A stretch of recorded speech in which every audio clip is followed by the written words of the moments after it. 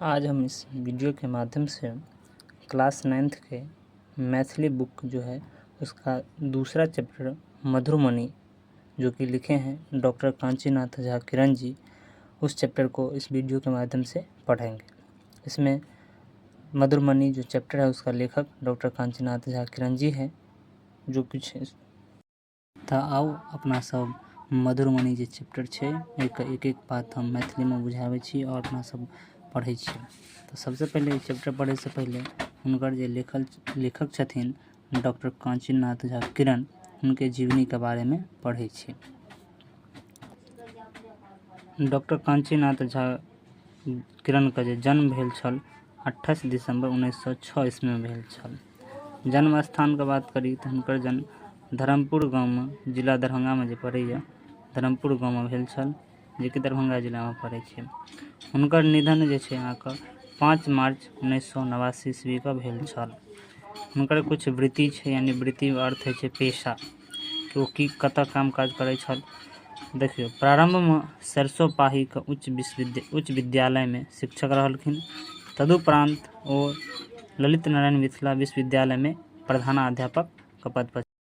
हुनकर कृति की छलनि देखियो, चंद्रग्रहण जे छै हुनकर लघु उपन्यास, जे कि 1932 ईस्वी में लिखने छलथि। तब छै जय जन्मभूमि, जे कि एगो एकांकी छी, 1953 ईस्वी में लिखने छलखिन। तकर बाद छै विजेता विद्यापति, जे कि एगो नाटक छी। विजेता विद्यापति की छी? एगो नाटक, जे कि 1972 ईस्वी में डॉक्टर कांचीनाथ झा किरण लिखने छलथि। आब देखियो तकर बाद यह ध्रुव अभिमन्यु। ध्रुव अभिमन्यु जे तकर बालोपयोगी छी। ध्रुव अभिमन्यु एगो बालोपयोगी छी। तकर पराशर महाकाव्य छी, तथा अनेको कविता, कथा, निबंध एवं आलोचना प्रकाशित केने छथि डॉक्टर कांचीनाथ झा किरण। हिनकर जे पराशर महाकाव्य छै ओहिपर हिनका पुरस्कारो मिलल छै। 1989 ईस्वी में पराशर महाकाव्य पर हिनका साहित्य अकादमी पुरस्कार से पुरस्कृत कयल गेल छल। तो ई छल डॉक्टर कांचीनाथ झा किरण के बारे में जानकारी। आब हुनका जानकारी प्राप्त केला के बाद आब हुनका द्वारा जे लिखल गेल ई मधुरमणि चैप्टर छी, ई मधुरमणि चैप्टर का एक एक पंक्ति के हम लोग समझैत आगे बढ़ब। सबसे पहले देखियो मधुरमणि के जे पाठ संदर्भ दे लियो से की कहै छै कि मैथिली अकादमी द्वारा प्रकाशित कथा संघर्ष भार संग्रहित प्रस्तुत कथा में एक दिस जो ग्रामस्य जीवनक निम्न वर्गीय परिवारक दैन चित्रित भेल अछि, तैं दोसर दिस दाम्पत्य जीवनक मधुरता। कहै छै कि पाठ संदर्भ में, यानी कि जे मधुरमणि चैप्टर छी कोन विधा छी, तो एगो कथा संघर्ष छी।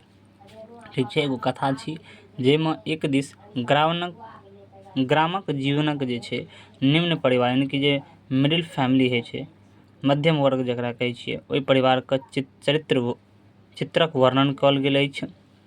और दोसर ओर देखाबै छै कि ओकर दाम्पत्य जीवनक मधुरता, यानी उनका बीच जे प्रेम स्नेह छै, उनका बीच के जे प्रेम स्नेह छै वो देखायल जाय छै।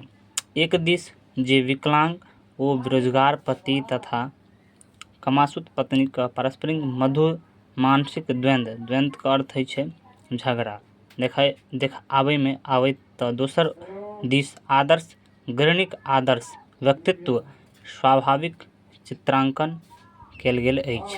यानी कहे के अर्थ ई छै कि एक दिस एगो विकलांग पति छै जे बेरोजगार छै, तो दोसर ओर हुनकर जे कमासुत पत्नी छै ओकरा पारस्परिक मधुर मानसिक द्वंद्व, कहे के बीच एहन झगड़ा जाहिमे मधुरता देखाय। ठीक छै, ओहनो द्वंद्व है छै जाहिमे मधुरता देखाय।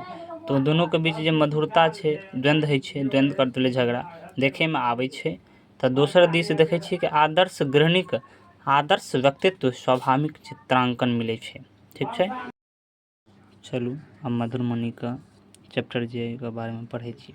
सबसे पहले देखियो ये मधुरमणि चैप्टर छै, एमे जे एगो स्त्री का भूमिका निभेने छै हुनको नाम मधुरमणि छै। ठीक छै, तो देखियो अब हम वहाँ पढ़े छी। तो हुनकर पति से वाक्य स्टार्ट भेल कि हुनकर पति जे छै अपना पत्नी का आवाज दै छै। से की आवाज दै छै?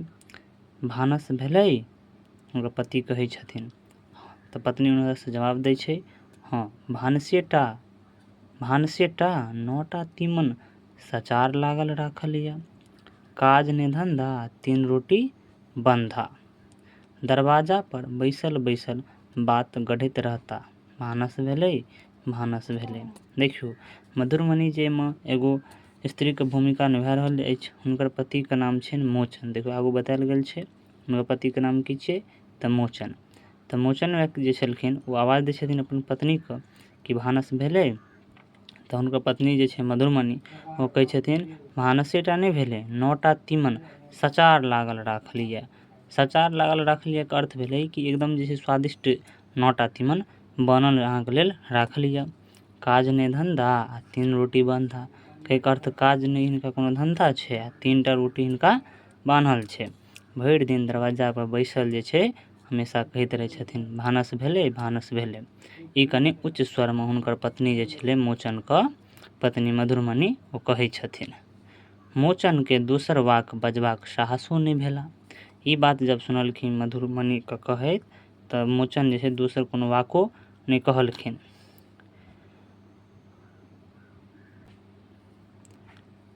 नांगर बाम हाथ सुखायल सन बोनी बुत्ता किछु करबाक सामर्थ्य नहि। दरवाजा पर बैसल बैसल जौर बाँटल करय और कखनो कखनो बाड़ी झाड़ी खुरपी लऽ कऽ कमाए करे। कहैके अर्थ छै कि मोचन जे छलै ओ हमेशा दरवाजा पर किया बैसल छलै कियाकि ओ नांगर छलै। की छलै नांगर। और हुनकर जे बाम हाथ छलै यानी कि बायाँ हाथ ओ सुखायल छलै। की छलै हुनकर बायाँ हाथ सुखायल छलै। कोनो बोनी बुत्ती करैके हुनका सामर्थ्य नहि छलै काम काज करैके। दरवाजा पर बैसल रहै छलखिन आ मोन होइ तऽ जौर बाँटि लै छलखिन। ठीक छै। और कखनो कखनो बाड़ी झाड़ीमे जा कऽ अपन खुरपी लऽ कऽ कमाए करा लै छलै। खेत बाड़ीमे जे कोनो चीज रहै तऽ हुनका कमाए करा लै छलै कियाकि ओ लांगर छलै बामो हाथ हुनकर सुखायल छलै तऽ कोनो भारी काम तो कए नहि सकै छलखिन। तऽ अपन दरवाजा पर बैसल रहै छलथि और जे छै से अपन बाड़ी झाड़ीमे जा कऽ खुरपी लऽ कऽ अपन कमाए करा लै छल। ठीक छै। आब आगू सुनियौ की भेलै। गुजर चलैत छल बहुक बल पे बहुक बल पे। कहैके अर्थ छै अपना सबके मिथिलाञ्चलमे पत्नीके जे कहल जाइ छै बहु तऽ हुनके बल पर जे छै अहाँके गुजर चलै छलै। चूँकि मोचन तऽ अहाँके बुझिते छियै लांगर छलै एगो हाथ बाम हाथ सुखायल छलै तऽ हुनकर परिवार जे चलै छलै हुनकर पत्नियेके बल पर चलै छलै। बहुत छलखिन बड़ मेहनतिया जंग गड़ी तेहने। ठीक छै। बहु छलखिन हुनकर बड़ मेहनतिया जंग गड़ी तेहने। कहैके मतलब मेहनती तऽ छेबो करलखिन और जोगरैनो छलखिन ओ जोरगर छलखिन। कहैके अर्थ भेलै कि मेहनतीके साथ ओ जोरगरो छलखिन। मतलब काजमे तऽ मेहनती और मतलब नहि अपन रहै छै जोरगर पत्नी सेहो अपन जोरगर छलखिन। भरि दिन इएह आँगन ओहि आँगन नचिते रहै छल। मेहनती पत्नी छलै लेकिन हुनका एगो और आदत छलै कि एहि आँगनसँ ओहि आँगन हमेशा करै छल। अपन कमाइ खाइत नांगर लूलहक तरमे किएक बसै छलै ओ से सबके आश्चर्य होइ छै। देखियौ एतऽ जे छै से बतायल गेल छै तऽ यदि मधुरमणि मेहनतिया छलै जोरगर छलै ठीक छै जोगा कऽ रखैवला चीज सब मतलब कोनो चीज बढ़िआँ जेना जोगबै छलखिन तऽ सबके आश्चर्य ई लगै छलै कि अपन कमाइ पर जब ई खाइ छलखिन तऽ नांगर लूलहक तरमे किया बसल छलै। सबके ई बात सोचि कऽ आश्चर्य लगै छै। देखियौ बात सुनि कऽ सबके आश्चर्य लगै छलै। मोचनेके हिस्सक तऽ छलै बहुत बात सुनबाक। लेकिन एहिसँ पहिले हम ई बता दी कि देखियौ एतऽ मधुरमणिके जे छै अहाँके कोइ जे कहै छै ने मतलब जे छै अहाँके सुशील स्त्री सज्जन सुशील स्त्री जे छै से मधुरमणिके प्रकाशिताके चरित्रके वर्णन भऽ रहल छथि। कियाकि देखियौ जब हुनकर शादी विवाह भेलै मोचनके साथ आ मोचन भले ही लांगर लूल छै फिर भी एगो जे पत्नीके कर्तव्य छै अपन पतिके साथ हमेशा रहनाइ ओ रहै छलखिन। तैँ ई बात सुनि कऽ ई देख कऽ सबके आश्चर्य होइ छलै कि मधुरमणि एगो लांगर लूलके अन्दरमे रहि कऽ अपन गुजर बसर करै छल लेकिन ई अपन बिल्कुल सही करै जे पत्नीके कर्तव्य छै ओ मधुरमणि करै छलखिन। तैँ सबके आश्चर्य होइ छल। देखियौ मोचनके हिस्सक तऽ छलै बहुत बात सुनबाक मुदा नहि जानी ओहि दिन की असहज भऽ गेलै। यानी मोचन छलै हुनका हिस्सक कि एक बेर कहता कि भानस भेलै आ यदि जवाब देता तऽ फेर बार बार ओ कहै छलखिन। लेकिन आइ जे छै एके बात पर कहलखिन हुनकर पत्नी तऽ ओ चुप भऽ गेला। विचारलक नहि काज कयल जायत तऽ धियापुताके खेलाओलो थथमारल होइत कि नहि। आ सेहो नहि होय तऽ भीख माँगब। कहै छै कि मतलब हुनकर मन उबिया गेल छलै, किएकि बार बार सब दिन इएह सुनै छलथि कि हुनकर पत्नी जे छै से अहाँके झनकारि दै छलखिन। तऽ मनमे विचारलथि कि हमरा हाथसँ तऽ कोनो काज काल नहि हैत, धियोपुताके खिलाओल नहि हैत, तऽ मारल अर्थ भेलै खेलायल, धियापुताके तऽ खेलायलो नहि हैत, तऽ सेहो यदि नहि हैत तऽ भीखे माँगब। हुनकर मनमे ई विचार एलै। किनका मनमे? मोचनके मनमे, बुझलियै। घरोमे तऽ भीखे खाइ छी, सुनियौ, मोचनके मनमे सोचलखिन कि घरोमे तऽ भीखे खाइ छी, आनक कमाइ भीखे छियै कि नहि।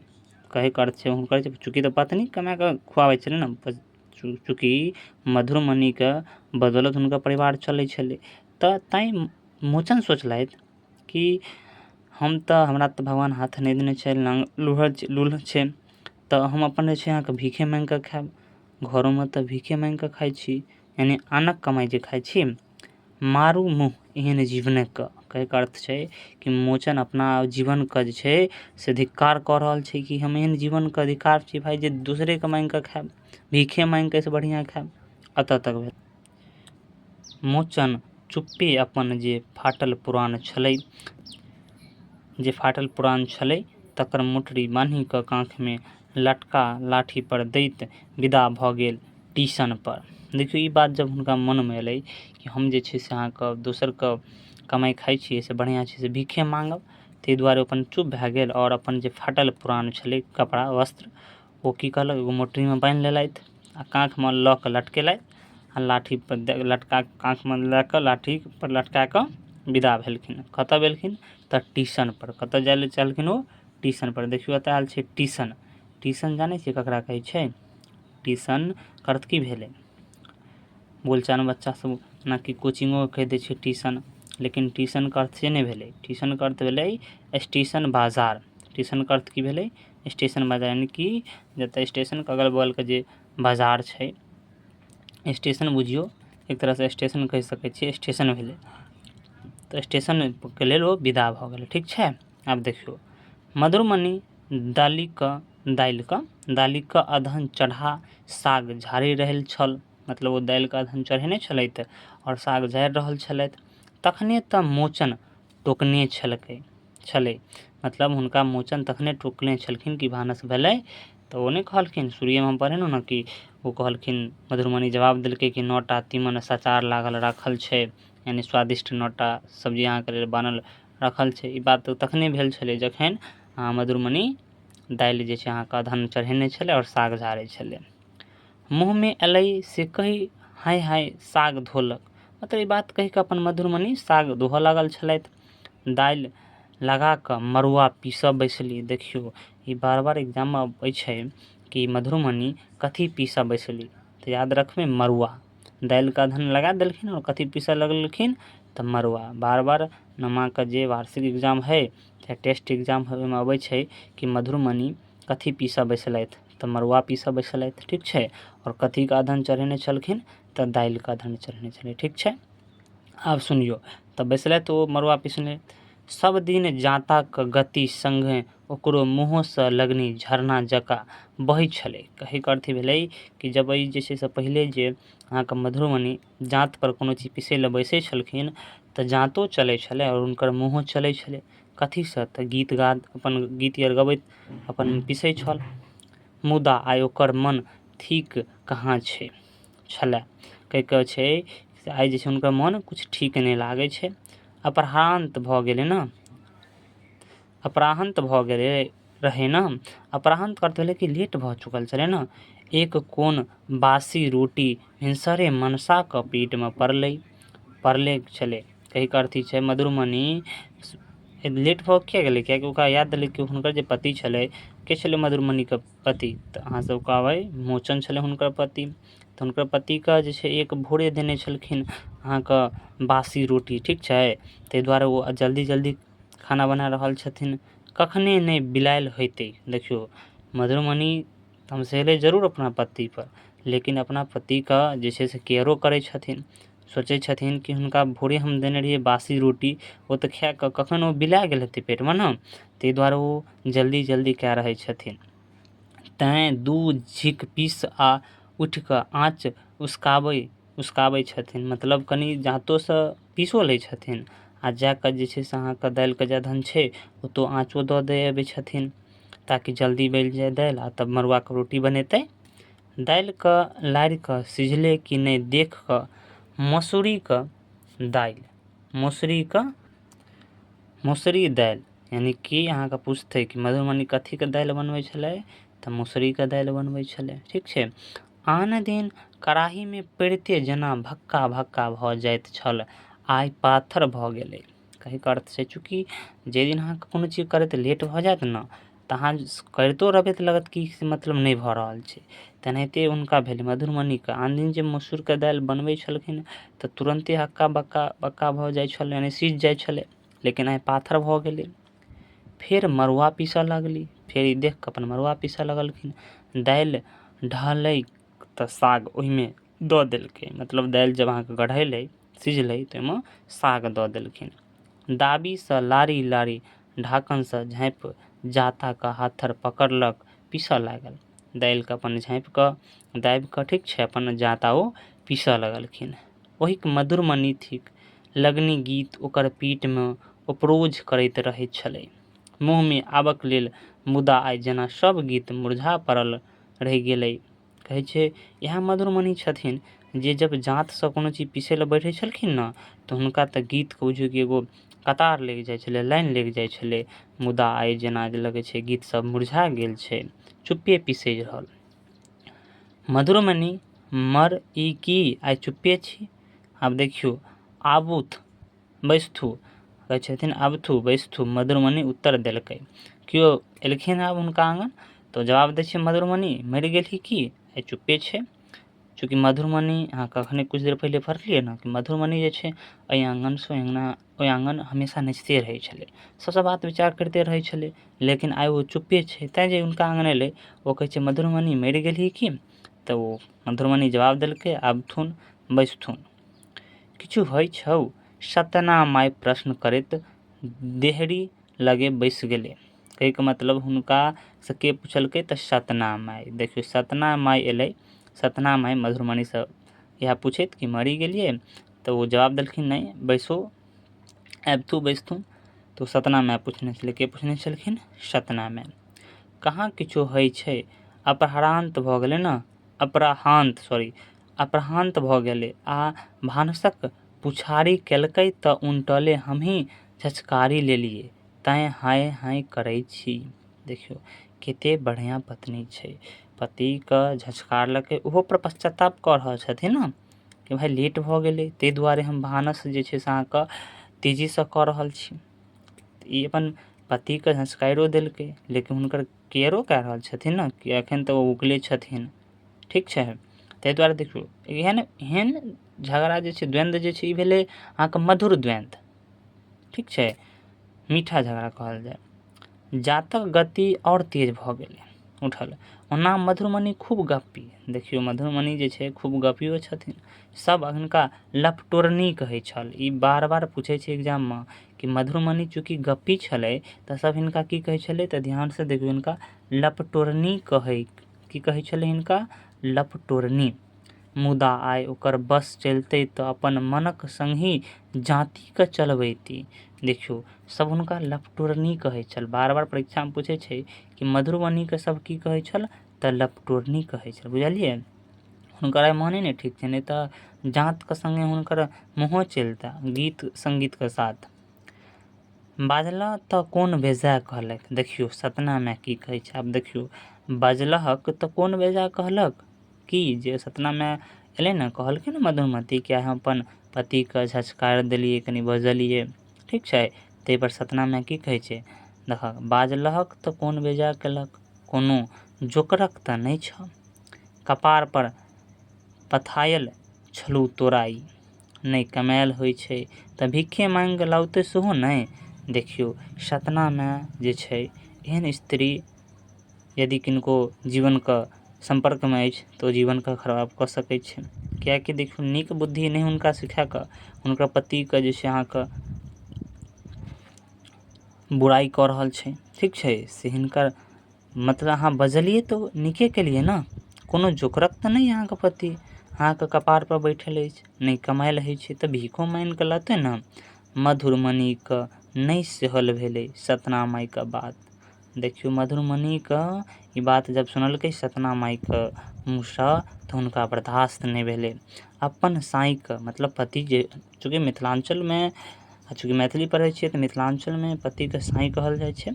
तऽ अपन साईंके बाजिते फजहती करिते तऽ आन के कुछ कहता।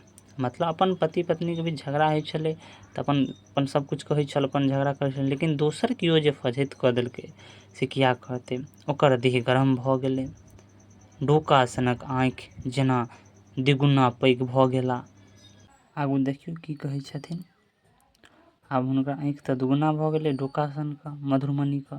तऽ आगू की कहै छथिन सतना मायसँ, से किया कहै छथिन ई, ओ भीखे मांगत तऽ हम हाथी सनके देह राखि कऽ की करब।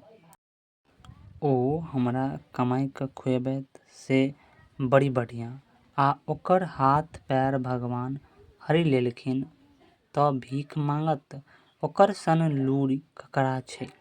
कहै छथिन मधुरमणि, जब सतना माय ई बात कहलखिन तऽ अपन पतिके बड़ाइ करै की छथिन सुनियौ। बड़ाइ की जे वास्तविकता छै से कहै छलखिन। ओ कहलखिन कि से ओ भीख यदि माँगि कऽ हमरा खुएता से हमर हाथी सनके देह राखि कऽ फेर की फायदा।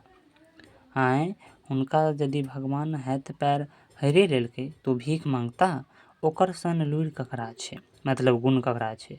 पटिया उएह बिनै छै, ढाकी पथिया सब जे नहि छै घास भूसावला ढाकी पथिया डाढ़ ककरा होइ छै, मतलब डाढ़ बुझलियै, टाट जकरा मिथिलाञ्चलमे टाट कहै छियै, टाट ककरा होइ छै ओकर हुनका सन अहाँके पटिया ककरा बिनल होइ छै, ढाकी पथिया टाट किनका बिनल होइ छै हुनका सन। ओ अपन कमाइ खायत नहि तऽ आनक कमाइ, पिट्ठा पहलवान लऽ कऽ हम की करब जे भरि दिन डेरबैते रहता। देखियौ मधुरमणि कहै छथिन सतना मायके जे ओ भीख मांगता हमरा खुएता से हम अपन हाथी सन देह लए कऽ फेर की फायदा। हैं, हमरा हाथी सन देह लए कऽ की फायदा यदि ओ भीख मांगि कऽ खुआबै छथिन।